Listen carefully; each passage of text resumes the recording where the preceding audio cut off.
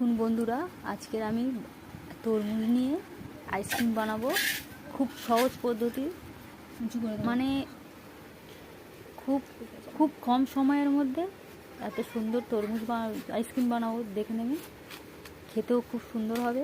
দেখুন, তরমুজটা কেটে নিচ্ছি, টুকরো টুকরো করে কেটে নেব।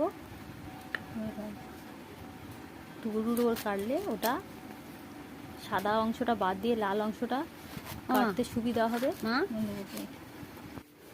এরকমভাবে সাদা অংশটা বাদ দিয়ে কেটে নেব।